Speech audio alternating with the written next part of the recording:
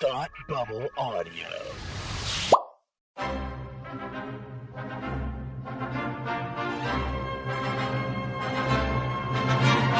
Look, up in the sky! You will never find the more wretched hive of scum and villainy. Welcome to Beer with Geeks with Tim and Frank. Who are you? I'm Batman. I am Iron Man. Your friendly neighborhood Spider-Man. Hi, Christopher. I'm Nero. My name is Inigo Montoya. You're a wizard, Harry. A couple of guys with a couple of beers and a whole lot of pop culture nostalgia. Make it so, number one. Ladies and gentlemen, the Beatles. Named the dog Indiana. Life finds a way. I am serious. And don't call me Shirley. Now sit back and crack open a cold one, because it's time for Beer with Geeks. It comes in paints? Shaken, not stirred. Great Scott! I was way off. I knew it started with an S, though.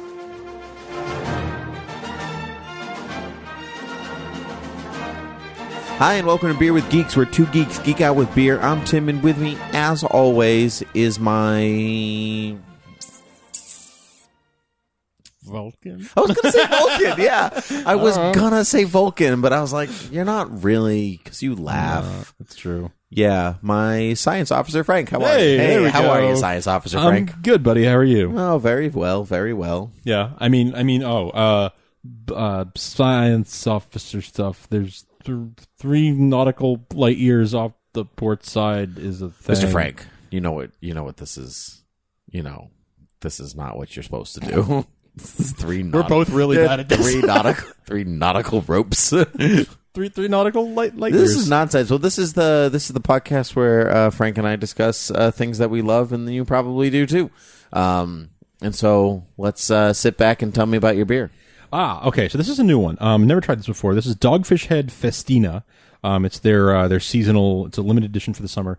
Festina Peach or Pêche. I'm not sure how to pronounce that actually. Pêche. But it is an ale. It's a Neo Berliner Weiss, so it's like a wheat beer, or a white Berliner Weiss, but brewed with peach juice. Berliner Weiss, you taste so good in my mouth.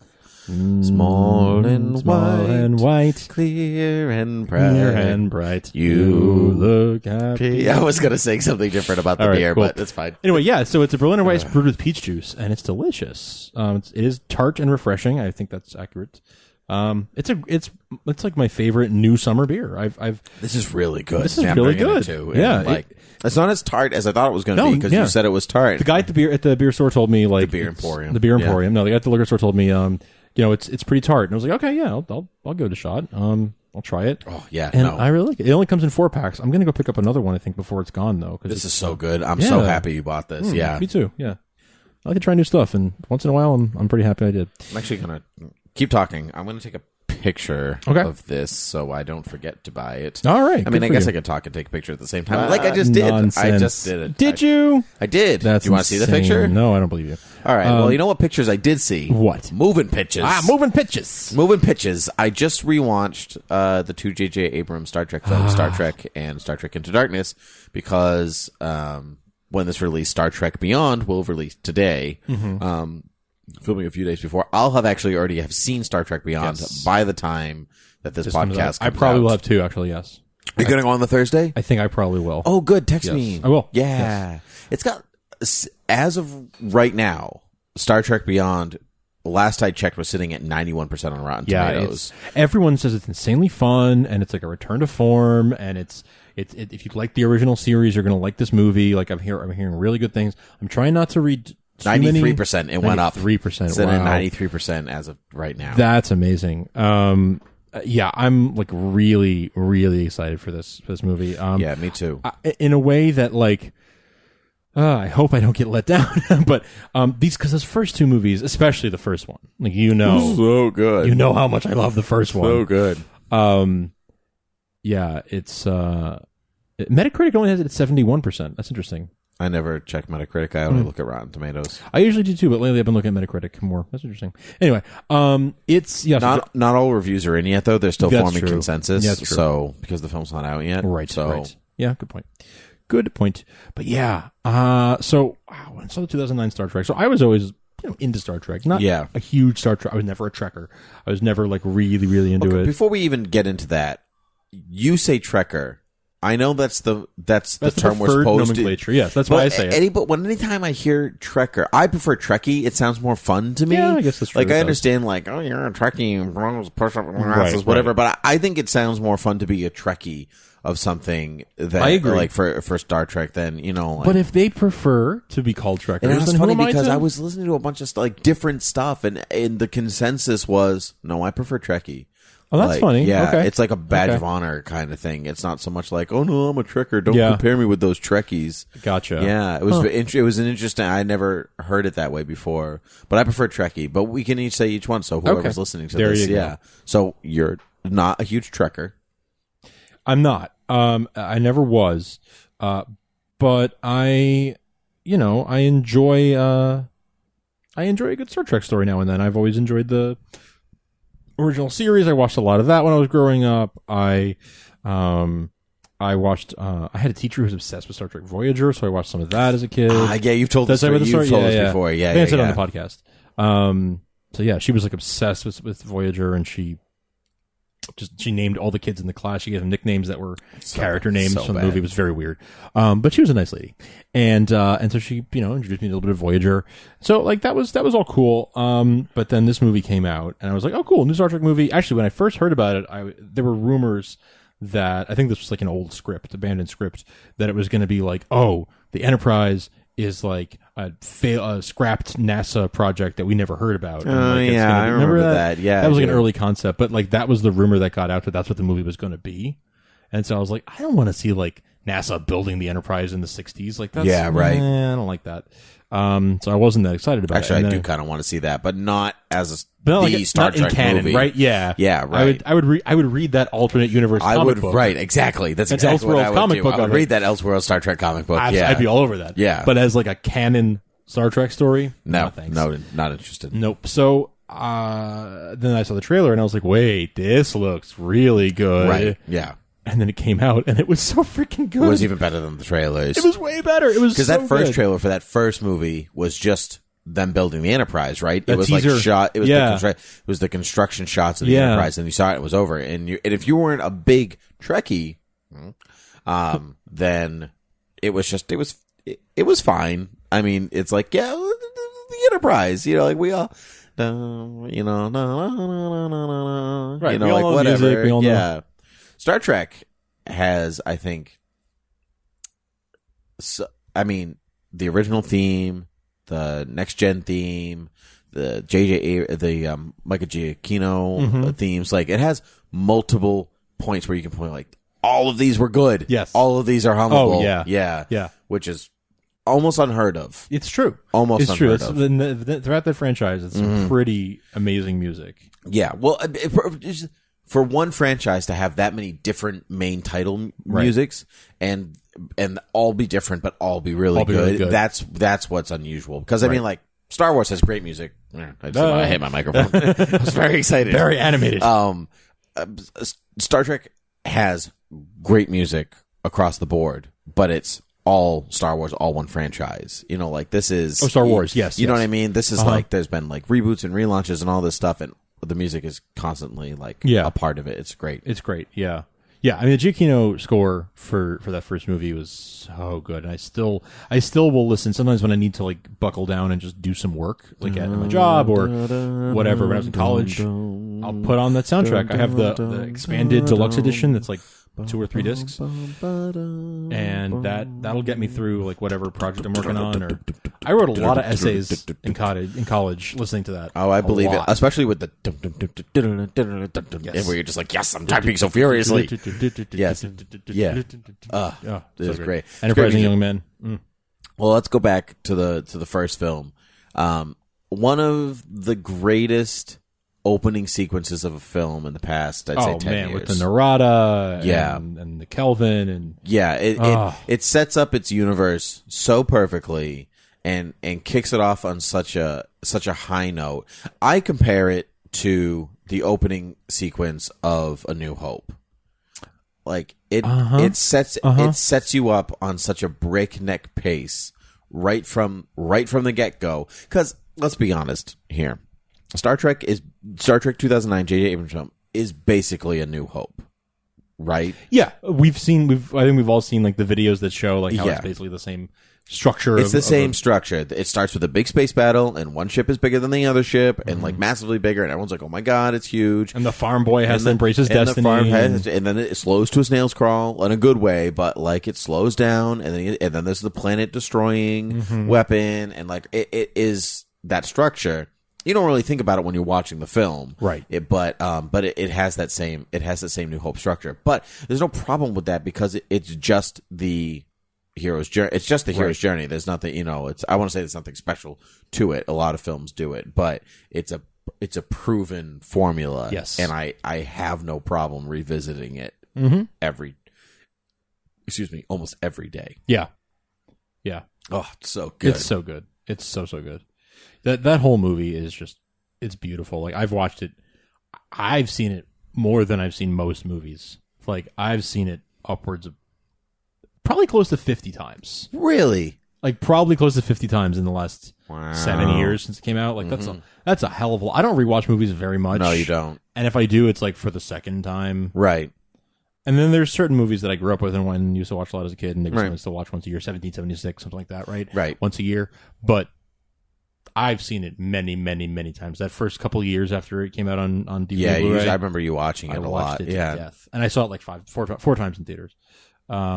So yeah, I've seen it a bunch now, of times. We've talked previously about how you're more of a sci-fi guy and I'm more of a fantasy guy. But and Star Trek is not fantasy. It's pure science fiction. Pure sci-fi. But I still love it.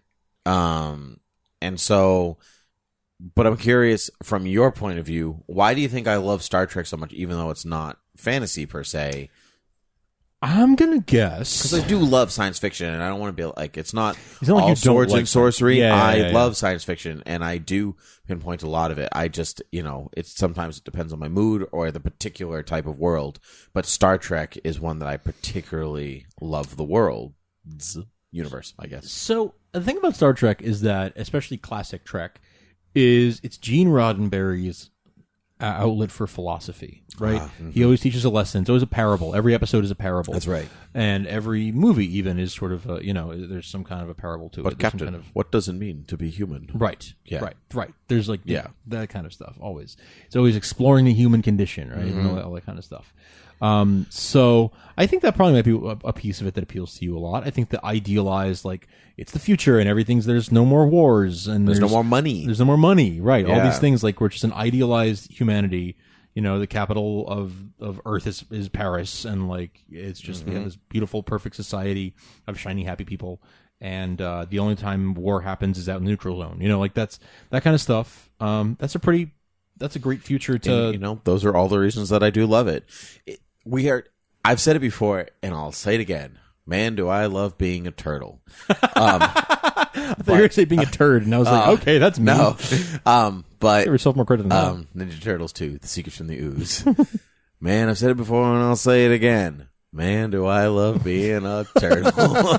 No, I've said it before, and I'll say it again. I'm really sick of dystopian futures. Oh, yeah. Stories with dystopian futures. Like, I'm tired of it, especially when you, like, look around today's world, and you're like, well, that dystopian future was right, and that one was kind of right, and they got this thing right. And so rarely do you look at a utopian future story and been like, they got this right, they got this right, That's they right, got this yeah. right. Sometimes it's true, but it's maybe not always for the right things. And so Star Trek is like the epitome of, like where it's like even the crew of the Enterprise or Starfleet in itself, it's not an army, they're explorers. Like they're a whole group of explorers. That's right. They're not an army. Right, which is awesome because I mean the Abrams films and a lot of the films, actually not even just the Abrams films, but all the next gen films, they're really action movies. But the television shows are really dramas. Yes. It's much more philosophical. It's much more cerebral. I think it always throws people off. Like if they go to watch Star Trek 2009 and they're like, oh, there's a lot of action in this movie. I love it. Let me try one of the television shows. And they watch it and they're like, why are they just standing there talking? Yeah. Because that's what it was. That's what it was. Yeah. That's what it was for. It was very much, especially the original series, was like the Twilight Zone, but right. Or like one of those like episodic President Lincoln. you're my hero. Yeah. It's like telling a little fable with every story. So yeah, but you're right. The movies are much more about lessons and life lessons like that. Yeah, not that the movies don't have lessons, but they have a smaller dose of lessons and more action. Just like the show has a bigger dose of lessons and less action. And so there's something always for everyone, right? That first movie though, I think is a great character piece of those. Just because it's an action movie doesn't mean that any of those members of Starfleet, your Kirks and your Spocks and your Uhura's and all of that stuff, they don't feel any less like the characters that they should. Their actions and their words are perfectly cast, I think. Yeah. In those things. Yeah, I think the cast is awesome, and that carries through to the second film too. The cast, yes, but Into Darkness does not. The movie is not as good. It is not. It's not as fun. It's not as fun. It's dark. It's certainly a darker film. Yeah. People always try to do the Empire Strikes Back thing, where it's a darker film, and they're but people forget that Empire Strikes Back is still a fun movie. Yeah, it's still an adventure. Yeah, right. Still... stuff happens, sure. But it's still at its core a fun movie. You have them being chased by the Empire through the asteroid field and this stuff. It's exciting adventure stuff. Right, exactly. It's not just escape from the giant space slug. Yeah. I've never got a spaceship, not ever. Yeah, right. Yeah, I don't know what that is. Oh, it's from Robot Chicken Star Wars. Oh, okay. Okay. Yeah, so there's fun to be had that Into Darkness didn't have. And I just rewatched both of them. I watched Star Trek last night and some of Into Darkness, and then the rest of it today. And I'm not a huge Trekkie the way that, and you're not a big Trekker the way that a lot of people are. But I liked Into Darkness when I saw it, and I watched it again. Mm-hmm. I still like it. I like it. I think it's still a well-ish constructed movie. Yeah. It looks good. Yeah. It's got good action. All of the pieces are there. It's just not having fun with itself. That's right. The way that the first movie clearly was having fun. Yes. And I think a big thing, honestly, it still bothers me. A big thing that took away from the fun to a certain extent was the whole he's not Khan thing. Oh, yeah. No, he's not Khan. He's not Khan. He's got, guess what? When he turns to camera and says, I am. Yeah, that was yeah. Oh, come on, you promised. I would have been much happier if they said, guys, we're doing Khan this time. I would have been much happier with that. And the thing with Khan in that film, and I mean, not being a huge Trekkie in itself, when you watch Wrath of Khan, the second Star Trek movie, and spoilers for movies that's really old. When Spock dies, even if you're not a huge Star Trek fan, you still feel the weight of that death. You know how important that is. But it doesn't feel earned in Into Darkness because that's right. Through the first movie and then the second movie, they're kind of at each other's throats the whole time. Not the whole time, but their friendship is kind of weary still. And so they learn to be friends by Kirk dying in Into Darkness. Right. It doesn't have the same impact. Plus, that Captain Kirk is not going to stay dead. That's also an excellent point. But they kept Spock dead for a good chunk of time. there's a whole movie devoted to the search for Spock. I.e. Star Trek 3. Right. Yeah. So it's just not earned the same. It's almost like Batman v Superman, where their fight almost isn't earned, or in Civil War when Tony says to Steve, when Steve says, sorry Tony, he's my friend, and Steve says so was I. You think back, I've seen you guys in 13 Marvel films, and you've been in 4, a couple of them together. I don't know, 2, 3 of them together. 3. Age of Ultron was the only time they acted like friends. And even then, they still were at odds with one another a good chunk of the time. And so at that point, you're I'd hazard to call you friends. You're certainly teammates, and you're certainly colleagues, and you definitely respect each other. Sure. But I would hazard to call you friends. You haven't shown me that. Yeah, and although we throw the word friend around kind of willy-nilly in the way that we don't anymore. Or, just my good friend William Nilliam. Yes, exactly. William Nilliam. Known as Willy-nilly. Willy-nilly, yes. that dumb joke threw me off. But like the word love, like I love when sidewalks are made of brick. You know, like and you're sure. like, well, do you really love that? Do though? you really love that, or do you just have strong feelings of like towards it? Do you like it? But yeah, no, I see what you're saying. Yeah, it didn't feel earned. I agree with that. Yeah. Overall, the second movie is less fun. Into Darkness is less fun, but it's still, a pretty good sequel, a pretty good middle chapter. It's like middle chapters can either go, like this is the highlight, it gets way better, or it can kind of go it can like kind of dip a bit. Dips, yeah, and then they kind of find their feet again. Some characters do things like out of, like, so the whole beginning of that movie, right, is them stopping the volcano from exploding on the ancient civilization, right? And the whole time Spock is like, don't be seen, it's against the Prime Directive, like blah blah blah. And I'm like, but you even stopping the volcano is against the Prime Directive. Right. And so like a lot of his actions in the first quarter of the movie are against the Prime Directive, which he is stating is against the Prime Directive. Right. So it's kind of like it's very torn. Yeah, they kind of pick and choose what it wants to do. Well, this Spock, in general, people have said, people who, my friend April, who's a big fan of Spock, lifelong fan of Spock, always says, like, it's good, but it's not my Spock, because, like, they made this a much more emotional Spock. He's more plugged into his human side, whereas the original Spock, Leonard Nimoy, is more plugged into his Vulcan side. Right. I personally like that, because then you get both versions, and you get to, like, hang with whichever one you want, because there's so much material of Leonard Nimoy Spock out there. That didn't go away. You can go watch that whenever you want. Between the show, the films, when he appeared in other shows, and two movies of the reboots, there's so much of that of Leonard Nimoy, hundreds of hours. Yeah, then I don't mind a more emotional Spock running around. Yeah. I enjoy it. I acknowledge that it's different. It's not the original, and that's fine. Yeah. And to diehard Spock fans, that's going to come a lot harder to them, right? Yeah. It's like hard to see the character they love not be the same. Well, they're also younger, and so like when we meet Leonard Nimoy Spock, he's matured already. Sure. He's already at that point, so you don't know what is. They could bring it there. At this point, we don't know what Beyond is going to bring us. Yeah, but it's a different timeline. That's right. They say things are different. Things are different. So that makes it. I think that kind of makes it okay. I give it kind of a pass in that sense, but it's in general, I think, a really fun reboot. It's now been 7 years. We've had 2 movies, almost 3. And 4 has already been announced. Can we talk about that for a second? I only want to talk about. Skip ahead like 30 seconds. Let's skip ahead like a minute if you don't want to hear about it. Yeah, let's do a minute starting now.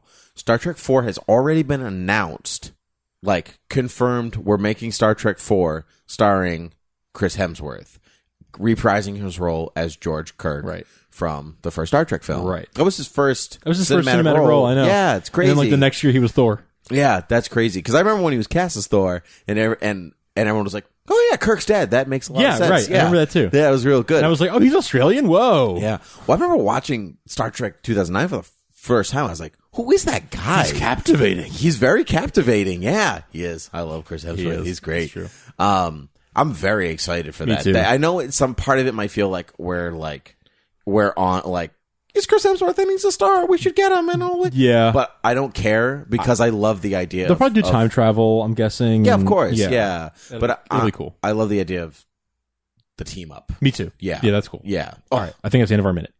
I don't want to. If anyone doesn't want to get spoiled, I don't want to. Right. Yeah. Okay, that's fine. Do you have more to say?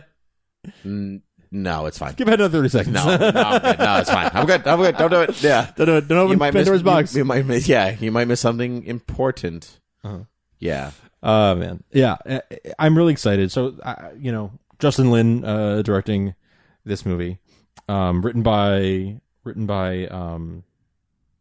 Simon Pegg. Mm-hmm. So I'm interested. I was a little nervous when I heard Simon Pegg was writing it, only because Simon Pegg's a great writer. He's a great writer, but he also brings a lot of nerd baggage to things. Sometimes he has a lot of he has a lot of opinions on, like, let's say, like Star Wars and stuff like that. Yeah. I was like, I hope he doesn't bring too much of like this is what I think Star Trek should be like. His opinion was that it should harken to the original series a little bit more, which than it sounds like it has. From the reviews right now, 93%. It is working in its favor. Yeah. So I'm glad. And Justin Lin has a great, track record as a as a director, literally track record. Fast and Furious. That was funny. Racing. That's $1 billion franchise. Yeah. You know, you can't. I mean, so's Transformers, but still, you know, $1 billion franchise. So people were concerned with those trailers with Justin because you know, it's like he's on a motorbike. He's on a motorcycle in the first movie too. Yeah, exactly. Yeah, like what's the problem? I thought that was overblown. The worries about the first trailer. I was like, why are you not? Trailers not always indicative of a movie either. Right. Like some trailers are early amazing. Yeah, and then because they showed you all the good stuff in the trailer. Right. That happens a lot. And then a lot of sometimes trailers that are kind of so-so and they show you a lot of the same material means because they're hiding stuff. Yeah. And they don't want you to spoil the movie. They don't want to give it away. Yeah. Which I'm more in favor of. Yeah. I'd rather watch a trailer and go, well, I'm going to see it anyway, so it doesn't matter to me if the trailer's so-so. Right. And I'd rather hear good word of mouth. Yeah. Sometimes, yes, good word of mouth always matters more. Sometimes the trailer will sway me away. Like, maybe I'll just wait for it to hit Netflix. Yeah, if I'm on the edge anyway. But I know I'm going to see Star Trek in the theater. There's no doubt. So for sure. Yeah. It's fine. Well, I think that might kind of bring us to our time. So any final kind of closing thoughts before we wrap it up? What do you think about their uniforms? The new uniforms, I like the redesigned uniforms. I do too. I like the many variations of the redesign. Like you get no matter there's this official officer's uniform, and there's we're going aboard uniform, and then we're actually on the bridge and we're in our comfy long t-shirt uniform, and the lounge uniform, and the beach uniform. Right. Yeah, so many different types of uniforms. They're very regimented with their uniforms. I think every time I watch it though, like actor's dream almost right there, where you're playing a known brand character. You're going to make good money for playing that brand character. And your costume is a long sleeve t-shirt. Womp, womp. Womp, womp, right. You know, like where other characters, where, you know, you get like poor, you know, something like, let's say Ben Affleck, who's in like the cowl for 13 hours a day, can barely hear or see, and it's super hot. And they're like, I'm just going to roll up my sleeves for a little bit because I'm feeling a little toasty. Yeah, but you know, I'm in a long sleeve t-shirt in an air conditioned space. So who's to say who's winning? But it's probably Star Trek. Yeah, exactly. Yeah. It's probably Chris Pine. It's true. It's true. Chris Pine does a really good Kirk. Yeah, Chris Pine that was also really what made him too. Yeah, that's right. That was kind of one of his. I mean, that and Princess Diaries. Oh yeah, Princess Diaries 2. Get it right. Yeah. And Zoe Saldana came out of this on top. Now she's Gamora, so she's got 2 franchises under her belt. 2 big ones. Yeah. There are others. Zachary Quinto didn't. He was from Heroes. He was already kind of big before he was. He was for a couple of years. Big, being cast, and then there's Alice Eve was in the second one. She's great. I'm drawing a blank. R.I.P. Anton Yelchin. That was so sad. Yeah, let's talk about that for a second. That was really sad. Yeah. Really, really sad. I was actually watching these 2 movies and then seeing him was more I was more upset by it than I thought I was going to be. Yeah. Because he's not an actor that I was like following closely by. Yeah, and then, you know, but I just, it's sad. Let's wrap up out of these 2 films, and the core Starfleet crew of the Enterprise. Who's your favorite? Which character's your favorite? Yeah, such a bad boy. Kirk, sorry. Yeah. I get it. He is just super cool. Okay, just super cool dude. And the banter between him and pretty much anybody is always really fun. Him and Bones, him and Spock, him and anybody. It's always a blast. So I love the Bones Kirk relationship a whole lot. Yeah. It's always fun. I might throw up on you. That's right. Numb tongue. I can fix that. So good. My understanding is that somewhere in Star Trek Beyond, Bones has like the line of the movie, and they say you'll know it when you hear it. You've heard that? I've been told. I don't know what the line is. Oh, okay. But I've been told I've seen critics who said like there's this one line, like the funniest line in the movie belongs to Bones. You'll know it when you hear Bones it. is my favorite, actually. Carl Urban. Nice. I love Carl Urban awesome. and stuff. He's great in everything. But Bones is my favorite. Cool. I love Bones. Good pick. So good at everything. He's just I love Bones. He's so cynical. Yes. And so sarcastic, so cynical. Just like just fuming for no reason sometimes. Right. And I love it. You know, like Spock, you saved me. or, and I had something to do with it too, you know. You know, like, so good. I've heard reviews for Beyond that said that the Spock and Bones relationship is actually one of the best parts of the movie. Awesome. Good. Yeah, because they're good. A slight spoiler, but not really because it's in the trailer. But, you know, they're all stranded on the planet in different spots, and they're the two that are stranded together. And it said that stuff is some of the best stuff in the movie. That's great, because I love... Bones can barely keep it in when Spock's around as it is. Right. And so for them to be stuck together is something great. else. It's perfect. Yeah. I can't wait. I've loved how all the promotion kind of looks like original series stuff. It definitely excites me. So I'm looking forward to it. And by the time this comes out, we both will have seen it. So yeah, that's cool. Maybe we can talk about it next week. Maybe we can. Maybe we'll see. We can. We'll see if we can make it work. We can't. We'll see. We'll find out. We'll see how we can do it. Okay. Anyway, you want to tell people where they can find us on the interweb? They can find us at Beer with Geeks at Twitter, Facebook, and Gmail. You can rate and review us on iTunes, Satchel Media Player, Overcast app, and the Google Play Store, and all other places that podcasts can be found. You can also find us on our website, beerwithgeeks.com, which will conveniently direct you to the podcast because that's what we do. Hey. Hey. Whoopah. Hey, yo. All right. All right. Well, until next time. Cheers.